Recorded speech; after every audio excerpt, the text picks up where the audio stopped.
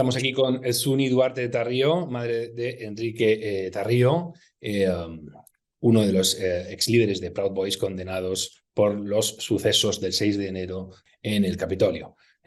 Suni dio la semana pasada una rueda de prensa donde dijo cosas interesantes y me gustaría volver sobre esas cuestiones que planteó y que no se desarrollaron del todo. Bienvenida, señora Duarte.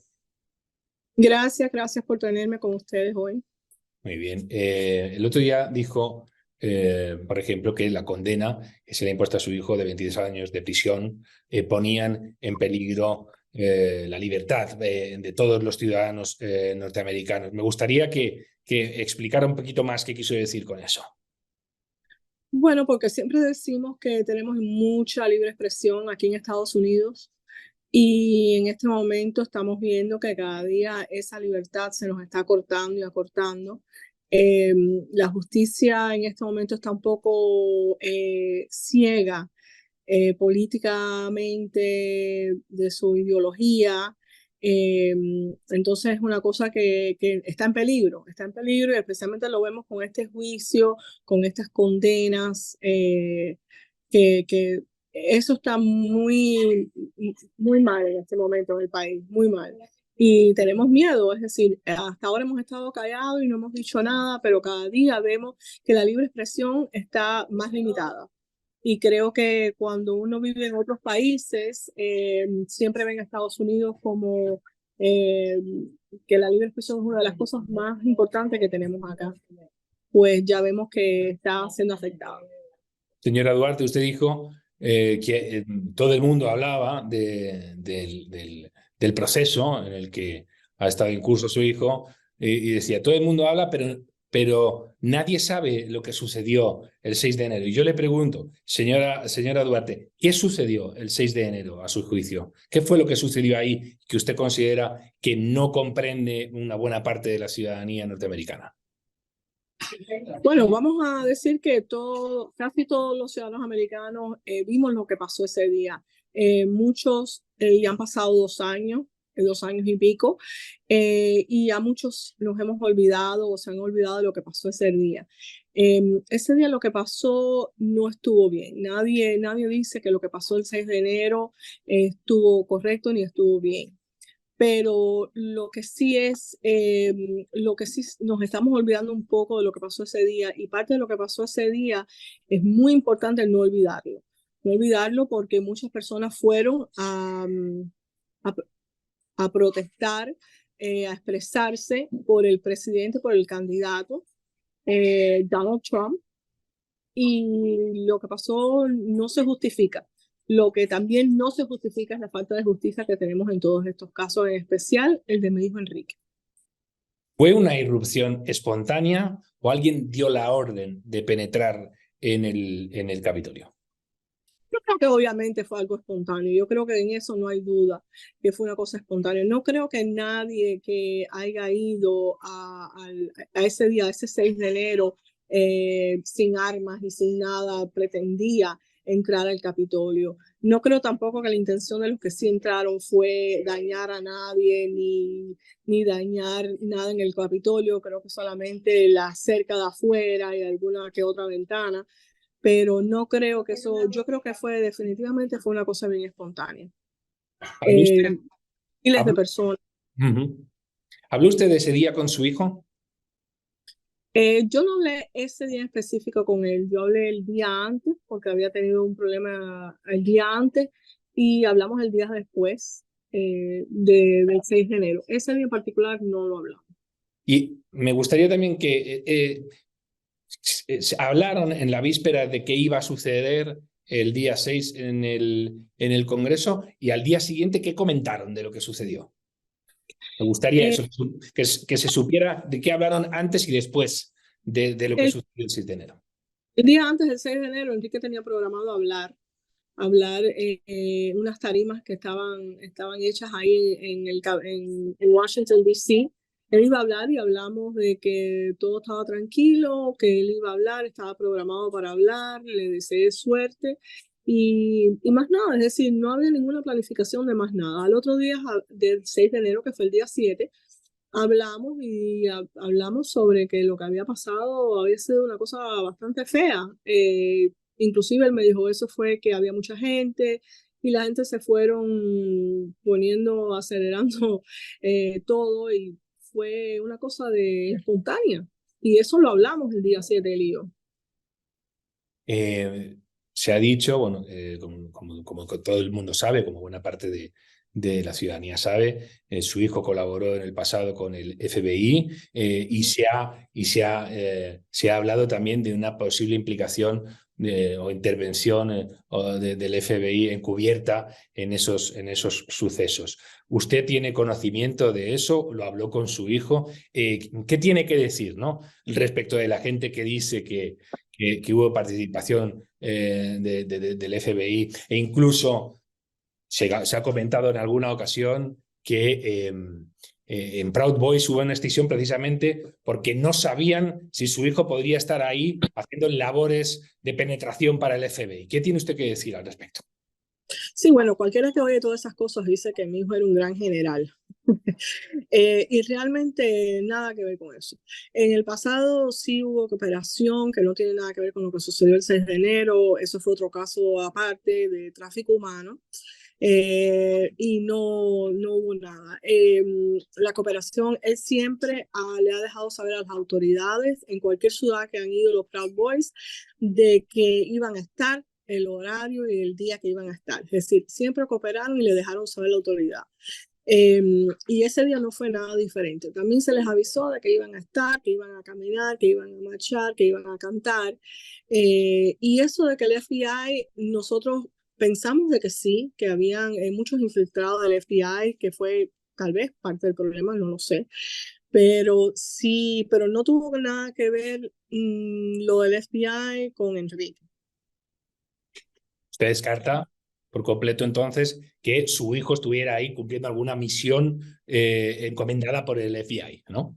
No, si hubiera sido así, que había un plan, había una cooperación, había una conspiración, creo que Enrique hubiese estado el 6 de enero ahí. No importa si la policía local de Washington, D.C. le haya dicho que se tenía que quedar fuera de la ciudad, como fue el caso. Le dijeron que se tenía que quedar fuera de lo que era el distrito de Washington, D.C.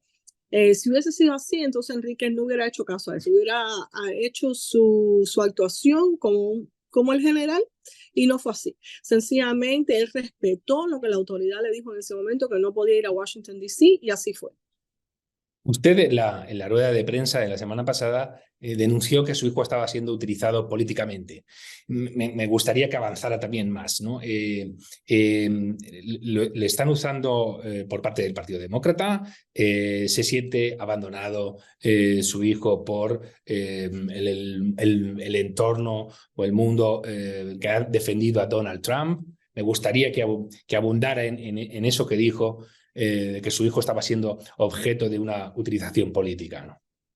Bueno, creo que sí, que eso es mucha verdad. Y lo dije y lo sigo diciendo, que él ha sido usado como una persona, la cara de todo esto.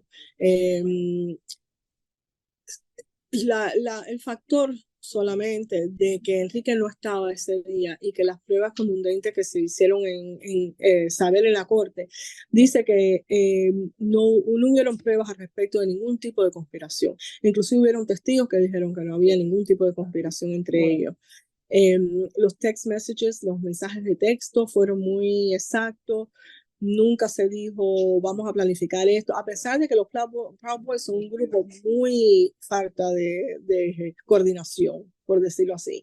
Esto fue algo bastante grande, no creo que había ningún tipo, y sí, lo están usando como una forma política de enseñarle al mundo, pero realmente yo creo que lo que le están enseñando al mundo es que no tenemos ningún tipo de expresión, que estamos lamentablemente acusando a nuestros propios ciudadanos eh, sin pruebas y tratando de dejarle saber al mundo el poder que tiene el Departamento de Justicia en este momento, que se le ha dado ese poder al Departamento de Justicia. Usted además también denunció la doble vara de medir, el doble rasero que se está aplicando a su hijo y a todos los Proud Boys que están siendo procesados o que han sido ya condenados, y ha puesto el ejemplo de lo que ha sucedido, de lo que sucedió el 6 de enero con, por ejemplo, los disturbios protagonizados por Black Lives Matter en el famoso verano del 2020, ¿no?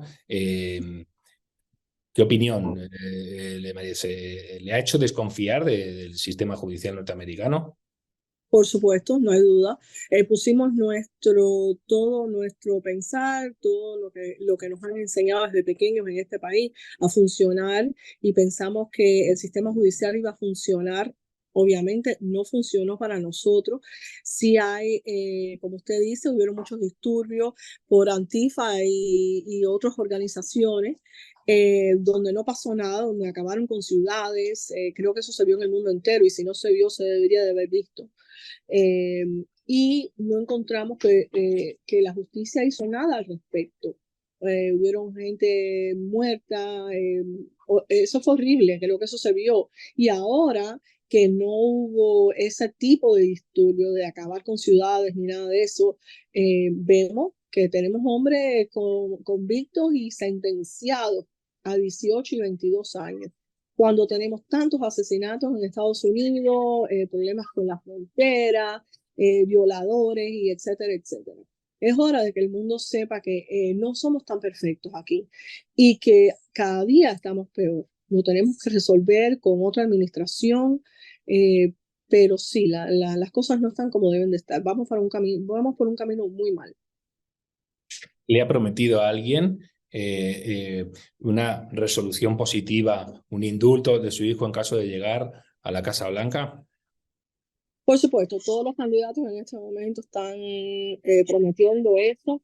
Esperamos, como lo dije en la rueda de prensa el otro día, esperemos que uno de esos candidatos, el que el pueblo escoja que sea, vea las cosas de otra forma y entiendan de que están acabando con la vida de ciudadanos americanos. Es decir, no estamos, vuelvo y repito, no estamos diciendo que lo que pasó el 6 de enero estuvo correcto, pero debemos de ver esas sentencias, a quién estamos sentenciando, por qué y cuáles son las pruebas realmente. En varias ocasiones pedimos que se nos cambiaran los juicios a otras ciudades que no fueran la de Washington, D.C.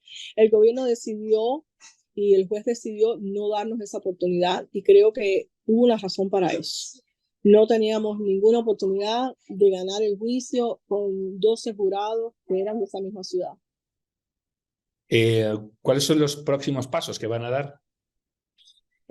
Hoy mismo se está presentando la petición para la apelación. Pedimos, en el pasado no lo hemos pedido, estos juicios, el de mi hijo en particular, ha costado cientos de miles de dólares, cientos de miles. Estamos pidiendo en este momento que los ciudadanos, tanto de Estados Unidos como de todo el mundo, porque esto es una cosa que tiene que ver con el mundo entero, por favor hagan sus donaciones a Tarrio, Tarrio Family, FAMILY, Fund, FUND.org.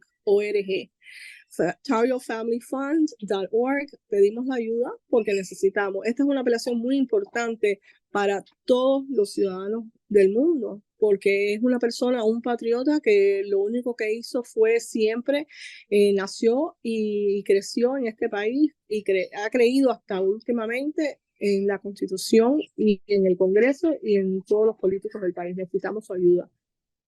¿Cómo se encuentra su hijo? El juez dijo que no había mostrado arrepentimiento, sin embargo, él ha hecho unas declaraciones en otro sentido. ¿Cuál es el estado de ánimo? ¿Ha hablado usted sobre lo que sucedió y las consecuencias que ha tenido? ¿Lo volvería a hacer? ¿Le ha cambiado la forma de pensar? ¿Cómo está en estos momentos su hijo? Mi hijo realmente no debe tener ningún arrepentimiento, porque él lo único que ha hecho es querer su país y pensó que tenía el derecho a hablar y a protestar contra lo que él pensó que era lo justo. Él sí se disculpó en la corte con lo que era la policía del Capitolio, realmente, porque fue una cosa fea que hubo ese día. Algunos del grupo sí estuvieron. Él tuvo que pedir disculpas por esas personas que sí hicieron cosas que tal vez estaban un poco más allá de lo que debía haber sido. También le agradeció al juez y a todo, todo lo que se había hecho en el juicio, pero sí está bien dolido con el sistema judicial. En este momento él se encuentra en Washington, D.C. Él nunca se le ha dejado salir bajo fianza, lleva casi 2 años preso, sin fianza. Eso no se ve aquí en casi, yo le diría que en casi ningún caso. Ni violadores de niños, ni pornografías de niños, ni en muchos casos inclusive asesinos salen con 8, 9, 10 años de prisión.